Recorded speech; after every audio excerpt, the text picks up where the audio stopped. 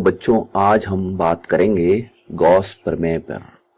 Gauss प्रमेय में आगे बढ़ने से पहले हम जैसे कि यहाँ पे देख रहे हैं कि हमने एक नॉन यूनिफॉर्म, एक असमान सरफेस ली है, यानी यहाँ पर एक पृष्ठ लिया है और इस पृष्ठ का हमें निश्चित आकार पता नहीं है, इसलिए इसको नॉन यूनिफॉर्म कह रहे हैं।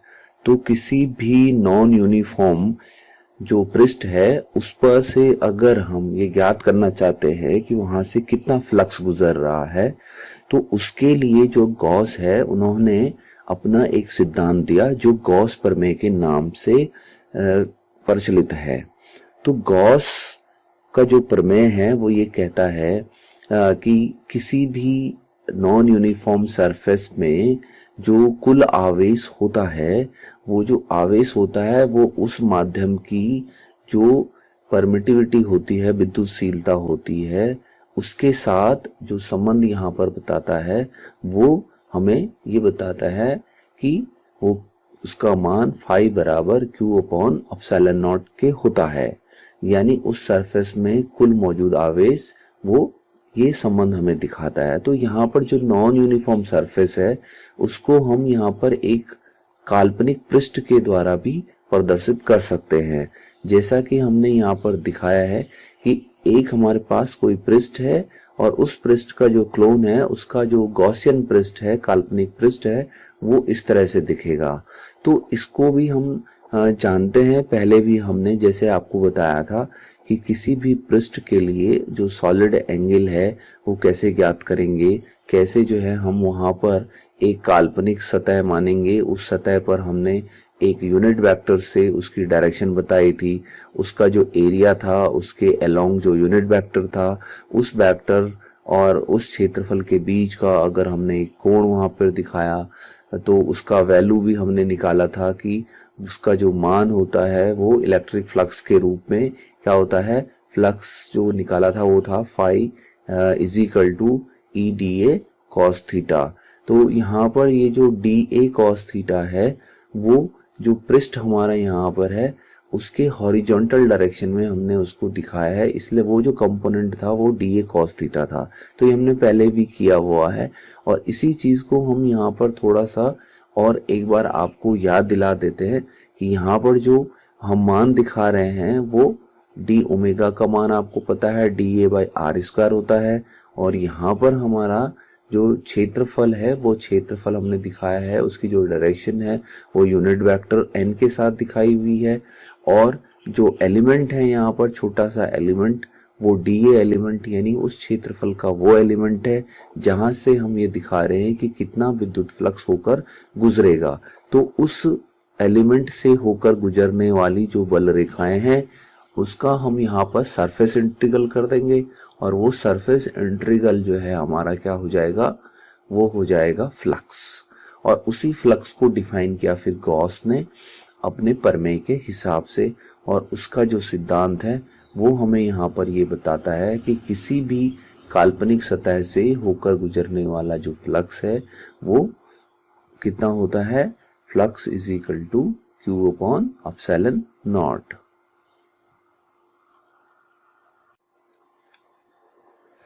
आओ अब हम जान लेते हैं कि किस तरह से जो है किसी गॉसियन पृष्ठ के लिए वहां पर हम विद्युत क्षेत्र को ज्ञात करेंगे। तो जैसे कि हमने पहले भी पढ़ा है कि किसी भी सरफेस के लिए जो विद्युत क्षेत्र होता है उसका जो वैल्यू हमें पता है वो उस सरफेस का जो पृष्ठीय क्षेत्रफल होता है उस पर विद्युत क्षेत्र का हम स्केलर गुणा कर दें अगर, यानी ई डॉट डी ए कर दें, तो वो फ्लक्स के मान के बराबर होता है। तो उसी फॉर्मूले का हम ध्यान रखेंगे कि किसी भी इनक्लोज सरफेस में जो टोटल आवेश होंगे उन आवेशों पर जो भी उस पृष्ठ से होकर गुजरेंगे वही वहां पर विद्युत फ्लक्स को ज्ञात करेंगे। तो यहाँ पर हम क्या कर रहे हैं कि यहाँ पर भी हम ये दिखाने की कोशिश करेंगे कि किसी भी पृष्ठ से होकर गुजरने वाला जो फ्लक्स है उस पृष्ठ में जो इनक्लोज्ड टोटल आवेश है उसका 1/एप्सिलॉन नॉट गुना होता है। तो अब हम सबसे पहले यहाँ पर एक पृष्ठ ले लेते हैं और उस पृष्ठ को जो हमने यहाँ पर लिया है मान लेते हैं कि इस पृष्ठ को हम कोई नॉन यूनिफॉर्म सरफेस मान लेते हैं और यहाँ पर कुछ आवेश इनक्लोज्ड हैं। तो जो भी आवेश इस सरफेस पे इनक्लोज्ड होंगे उन आवेशों के लिए हम यहाँ पर निकालेंगे कि इन कितना फ्लक्स होगा, यानी उनका कितना डेंसिटी होगा इस क्षेत्रफल से होकर गुजरने वाले आवेशों का। ठीक है, तो इसका जो टोटल सरफेस इंटीग्रल है इस एरिया का वो फ्लक्स होगा। और उसको ज्ञात करने के लिए सबसे पहले हम बात कर लेते हैं कि मान लीजिए यहाँ पर कोई काल्पनिक एक गॉसियन पृष्ठ है। तो गॉसियन पृष्ठ अगर हम देखेंगे तो हम यहाँ पर वही जैसे कि हमने पीछे किया है कि हमने यहाँ पर एक कोई सरफेस बना ली और उस सरफेस पे हमने कोई वेक्टर इंडिकेट कर दिया है ना, और उस वेक्टर को हम एन वेक्टर से दिखा देंगे और उसी पर हमने एक सरफेस जो है वो दिखाई है डीए, और उस डीए सरफेस का जो वेक्टर है वो हमारा यूनिट वेक्टर एन से प्रदर्शित किया गया है। और मान लीजिए कि वो सेंटर से सरफेस के सेंटर से आर दूरी पर है, तो हम ये भी देख रहे हैं कि वहां पर जो है वो उसका जो सॉलिड एंगल है वो डी ओमेगा है। मान लीजिए उस सरफेस में जो है जो चार्ज है वो प्लस क्यू है, और वो सेंटर से हमने एक इमेजिनरी सरफेस को हमने सेंटर का नाम ओ दे दिया, और ओ से लेकर हम सरफेस डी ए तक जो है वहां पर इलेक्ट्रिक फील्ड कितना वहां से निकल रहा है उसको ज्ञात कर रहे हैं। तो वो जो पी पॉइंट से होकर गुजरने वाला इलेक्ट्रिक फील्ड है टोटल सरफेस एरिया के लिए हम उसको इंटीग्रेट कर देंगे, तो वो वैल्यू हमारे पास जो है क्या दिखाएगी कि वहां से होकर गुजरने वाला कितना फ्लक्स होगा, तो उसका मान हमें वहां पर ज्ञात हो जाएगा। तो ई डी ए जो कॉस थीटा होगा वो वहां से होकर गुजरने वाला फ्लक्स होगा। ई डी ए कॉस थीटा का मतलब है कि सरफेस इंटीग्रल जो हमने लिया है वो डीए सरफेस पे लिया है, जो ई के जो है हमने क्या लिया है हॉरिजॉन्टल कंपोनेंट लिया है। तो D phi is equal to E dot D A ये हम जानते हैं, उसी वैल्यू को हमने इस सरफेस पर यहाँ पर लिया है। और यहाँ पर जो है ये हमें इस काल्पनिक पृष्ठ पर ये ज्ञात करने में मदद करेगा कि इस पृष्ठ से होकर गुजरने वाला फ्लक्स का जो मान है वो इस एरिया पर जो भी इस स्पेस की परमिटिविटी होगी, विद्युतशीलता होगी, उसके क्या होगा 1/ε0 के गुना के बराबर होगा।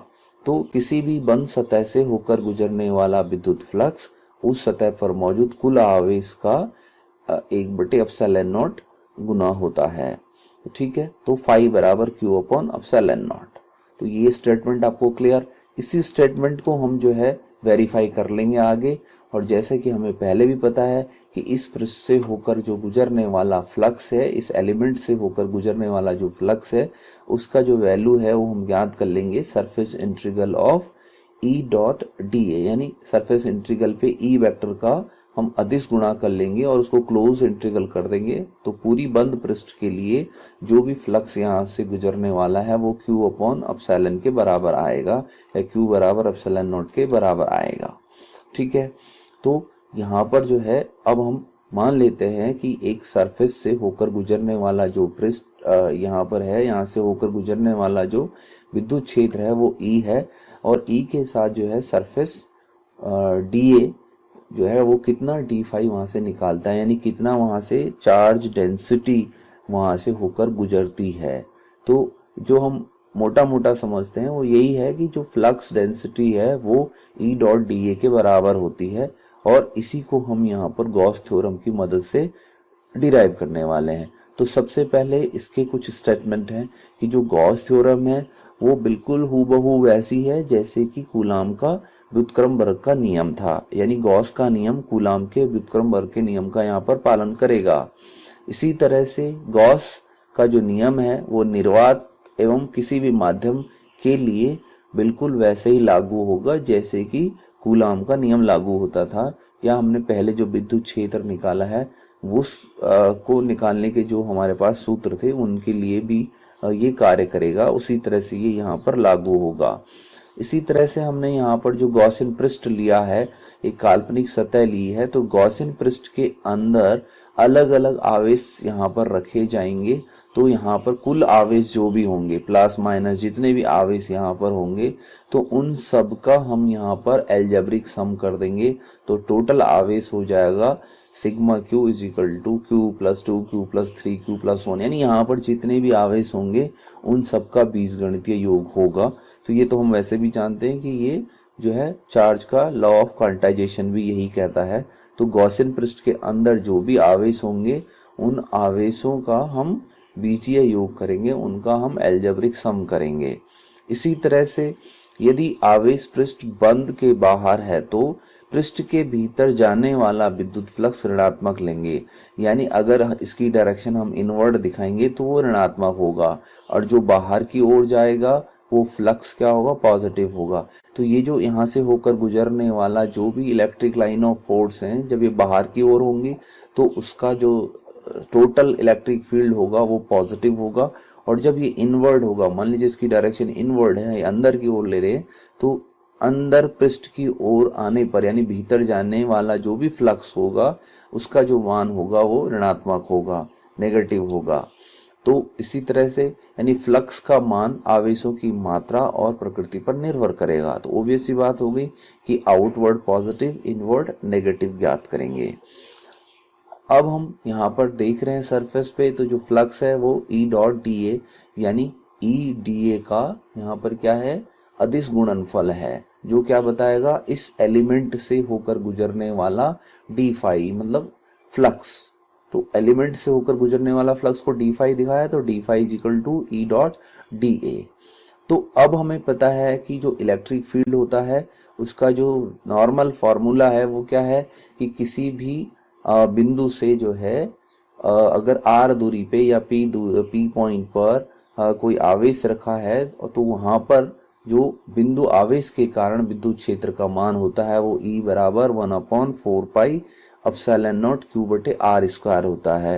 यानी यहाँ से यहाँ तक जो अगर हम इसको पॉइंट चार्ज मान लें तो उस पॉइंट चार्ज के लिए जो विद्युत क्षेत्र होता है वो E बराबर 1/4 पाई एप्सिलॉन नॉट q बटे आर स्क्वायर के होता है। ठीक है, तो इसी फॉर्मूले को हम यहाँ पर यूज कर लेंगे डी फाई बराबर E डॉट डी ए ज्ञात करने में।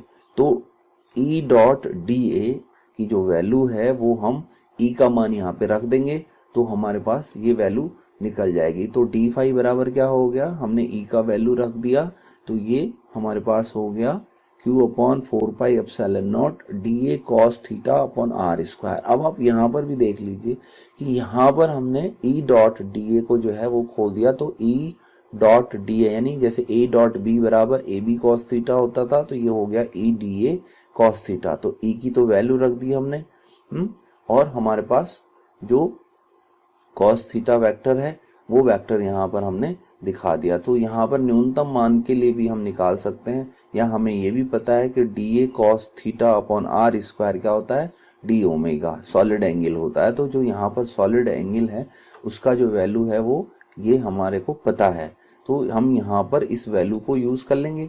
तो यहाँ पर हमारे पास जो टोटल सॉलिड एंगल आएगा वो कितना आएगा, ये हमारे पास 4 पाई आएगा। कैसे आएगा, क्योंकि ये हमारे पास 4 पाई आर स्क्वायर एरिया हो जाएगा और डिवाइडेड बाय हमने आर स्क्वायर कर दिया तो वो D omega is equal to 4 pi आ गया। यानी टोटल यहाँ पर जो सॉलिड एंगल होगा वो 4 पाई होगा। पूरी सरफेस के लिए, किसी भी सॉलिड सरफेस के लिए, नॉन यूनिफॉर्म या यूनिफॉर्म सरफेस के लिए जो सॉलिड एंगल यहाँ पर ज्ञात करेंगे वो कितना हो जाएगा, 4 पाई। तो इसकी मदद हम यहाँ पे ले लेंगे, यानी जो D A cos theta upon R square है इसकी जो वैल्यू है वो हम ज्ञात कर लेंगे, वो डी ओमेगा होगी। और डी ओमेगा जो हमने पहले भी कैलकुलेट किया है उसकी वैल्यू क्या होगी, 4 पाई। तो ये कैलकुलेटेड वैल्यू को हम यहाँ पर यूज करेंगे तो हमारे को क्या मिल जाएगा, D phi is equal to phi, यानी हमें यहाँ पर फाई की वैल्यू मिल जाएगी। और उसका फिर हम क्या कर लेंगे, क्लोज इंटीग्रल। क्लोज इंटीग्रल का मतलब है इस पूरे पृष्ठ के लिए हम उसका पृष्ठीय समाकलन कर देंगे तो हमारे पास जो फ्लक्स है वो कैलकुलेट हो जाएगा। तो यहाँ पर हमारे पास जो वैल्यू हो गई वो q/4 पाई एप्सिलॉन नॉट और इंटीग्रल ऑफ डी ओमेगा, यानी हमने यहाँ पर जो वैल्यू रख दी है वो डी ओमेगा रख दी है। तो ये क्योंकि इसका मान कितना होता है, 4 पाई होता है, तो उस वैल्यू को हमने यूज कर लिया तो ये हमारे पास कितना हो गया यहाँ पर, Q अपॉन एप्सिलॉन नॉट के बराबर हो गया। तो जैसा कि आप यहाँ पे देख रहे हैं कि किसी भी सरफेस के लिए जो हमारे पास फ्लक्स आया वो कितना आया, Q अपॉन एप्सिलॉन नॉट। तो Q अपॉन एप्सिलॉन नॉट जो स्टेटमेंट है वो गॉस स्टेटमेंट है, और जो यहाँ पर हमें कहता है कि किसी भी पृष्ठ से होकर गुजरने वाला फ्लक्स है वो उस पृष्ठ में मौजूद कुल आवेश का 1/एप्सिलॉन नॉट गुना होता है। इसको हम यहाँ पर कूलाम के लॉ से भी कंपेयर कर सकते हैं। तो कूलाम के लॉ से अगर हम इसे कंपेयर करें तो हमारे पास ये फॉर्मूला, यानी हम यहाँ से कूलाम का लॉ को भी वेरीफाई कर सकते हैं, क्योंकि हमें पता चल गया कि जो हमारे पास फाई आया वो कितना आया, Q अपॉन एप्सिलॉन नॉट। अब हम मान लेते हैं कि यहाँ पर जो पॉइंट P है वहां पर हमारे पास Q नॉट चार्ज है, तो जो आवेश वहां पर मौजूद है उसके हिसाब से वहां पे फोर्स कितना होगा, F is equal to Q naught E। अब हमें पता है कि जो F है वो कितना होता है, F is equal to Q naught Q 4 pi epsilon naught R square, यानी दो आवेशों के बीच लगने वाला फोर्स। ठीक है, तो अगर हम इस वैल्यू को यहाँ पर देखेंगे या हम इस E का मान जो हमने निकाला है इस मान को अगर हम यहाँ पर रख देंगे तो हमारे पास जो F है वो इतना ही आ जाएगा, F is equal to 1/4 pi epsilon naught Q upon R square. तो जो प्रमेय हमने पढ़ा है, गॉस की जो नियम हमने पढ़े हैं उनके कुछ एप्लीकेशन पढ़ लेते हैं, यानी गॉस के क्या अनुप्रयोग हैं। तो एप्लीकेशंस ऑफ गॉस लॉ में से हम सबसे पहले लेते हैं कि मान लीजिए हमारे पास कोई एक अनंत लंबाई की एक छड़ है या एक कोई तार है, उससे होकर गुजरने वाला वैद्युत क्षेत्र की तीव्रता क्या होगी। यानी यहाँ पर हम ज्ञात करेंगे कि किसी एक आवेशित सीधे तार या किसी लंबाई के किसी छड़ की जिसकी लंबाई हमें पता नहीं है, अननोन है, उसके निकट विद्युत क्षेत्र की तीव्रता कितनी होगी। तो जैसे कि हमने यहाँ पर आपको एक गॉसियन सरफेस दिखाई है और उस सरफेस को जो है हमने यहाँ पर आपको ये दिखाने की कोशिश की है कि उस सरफेस पे हमारा कितना आवेश होगा, एक काल्पनिक सतह है, और उस सतह पर जो है हम ज्ञात कर लेंगे उस छड़ के या उस रॉड के या उस तार के जो अनंत लंबाई का है उसके कारण कितना उसके आसपास विद्युत क्षेत्र की तीव्रता होगी या उसके निकट कितने विद्युत क्षेत्र की तीव्रता होगी। तो यहाँ पर हमने जो डॉटेड लाइंस दिखाई हैं, एक सिलेंड्रिकल शेप दिखाया है, वो इस रॉड के लिए एक गॉसियन सरफेस है, यानी उसके निकट का जो क्षेत्रफल होगा वो लगभग सिलेंड्रिकल एरिया का जैसे होगा। तो जो सिलेंड्रिकल एरिया हमने यहाँ पे दिखाया है वो इस छड़ के लिए या इस रॉड के लिए या इस अनंत लंबाई के सीधे तार के लिए गॉसियन पृष्ठ का काम करेगा। तो इसको हमने जैसे इमेजिन किया है कि मान लीजिए ये समान रूप से ये जो छड़ है वो आवेशित है, धन आवेशित छड़ है, और उसके कारण वहां पर जो है एक काल्पनिक सिलेंडर बन गया। उस सिलेंडर की लंबाई मान लीजिए L है और उसकी त्रिज्या R है, और उस रॉड के कारण जो गॉसियन पृष्ठ है उसके आसपास जो विद्युत क्षेत्र पैदा हुआ वो E है। और हम मान लेते हैं कि यहाँ पर जो विद्युत क्षेत्र है उसका जो फ्लक्स है वो आउटवर्ड है, और उसके लिए एक एलिमेंट एरिया हमने ले लिया dA। उस गॉसियन सरफेस पर हमने जो स्मॉल एरिया लिया है dA, उस एरिया के कारण वहां पर कितना विद्युत क्षेत्र होगा सबसे पहले उसको कैलकुलेट करेंगे, और फिर हम उसको कैलकुलेट करने के बाद उसका सरफेस इंटीग्रल कर देंगे। तो हमारे पास क्या हो जाएगा, हम निकल जाएगा फ्लक्स, और उसी फ्लक्स की मदद से हम बता देंगे कि वहां पर कितना इलेक्ट्रिक फील्ड होगा। तो जैसा कि हम यहाँ पर dA और E दोनों को हमने आउटवर्ड दिखाया है और दोनों एक दूसरे के अलोंग चल रहे हैं, यानी दोनों एक दूसरे के साथ यहाँ पर है, तो यहाँ पर क्या हो जाएगा, उसका स्केलर प्रोडक्ट हो जाएगा। तो सरफेस पे अगर हम देखें तो dA और E यहाँ पर हमने दिखाया है दोनों एक दूसरे के किसी एरिया वेक्टर से उसको दिखाया है, E के वो लंबवत दिखाया है, और नीचे जो हमने सरफेस पे दिखाया है वहां पर वो पैरेलल दिखाया है। तो किसी भी गॉसियन सरफेस के लिए हम यहाँ पर ज्ञात करेंगे कि कितना वहां पर फ्लक्स होगा। तो इस इमेजिनरी सरफेस पर हमें जो फ्लक्स ज्ञात करना है, सबसे पहले हमें पता करना है कि वहां पर रेखीय आवेश घनत्व कितना होगा। तो जो रेखीय आवेश घनत्व होता है वो सीधा उसका जो फॉर्मूला है वो क्या है, उस सरफेस पे मौजूद आवेश और डिवाइडेड बाई उस रॉड की लंबाई, यानी एकांक लंबाई पर जो आवेश मौजूद है वो रेखीय आवेश घनत्व होगा। ठीक है, तो किसी लंबाई पर जो कुल आवेश होंगे उसका जो रेशियो होगा वो रेखीय आवेश घनत्व होगा, जिसको हम यहाँ पर लैम्डा से दिखा रहे हैं। तो लैम्डा इज इक्वल टू हमारा क्या हो गया, Q/L। तो अब यहाँ पर जो d5 होगा वो कितना हो जाएगा, E/dA, और E.dA का मान हो जाएगा E/d cos थीटा या E/dA cos theta. cos theta की जगह cos 0 रखेंगे तो ये हो गया E/dA। ठीक है, डीए का मतलब वहां पर स्मॉल एलिमेंट का एरिया है। तो गॉसियन फ्रिज से होकर गुजरने वाला जो फ्लक्स है उसको अगर हम फाई से यहाँ पर बताएं तो फाई का जो मान होगा वो क्या होगा, close integral of this E/dA is equal to integral of D A. तो डीए का मतलब है पूरी सरफेस के लिए ले लेंगे। तो पूरी सरफेस का जो एरिया होगा वो उस सिलेंडर का, वो जो सिलेंडर वहां पर हमने इमेजिन किया है, ये जो सिलेंडर यहाँ पर दिख रहा है आपको, इस सिलेंडर का यहाँ पर जो है वो पृष्ठ क्षेत्रफल होगा। तो किसी भी सिलेंडर के लिए पृष्ठ क्षेत्रफल हम ज्ञात करेंगे तो हमें पता है क्यों उसकी लंबाई L है और उसका जो यहाँ पर जो दूरी है या उसकी जो त्रिज्या है वो R है। तो ये जो सिलेंडर, काल्पनिक सिलेंडर आपको यहाँ पे दिख रहा है, उस सिलेंडर के लिए जो एरिया होगा वो कितना होगा, 2πRL।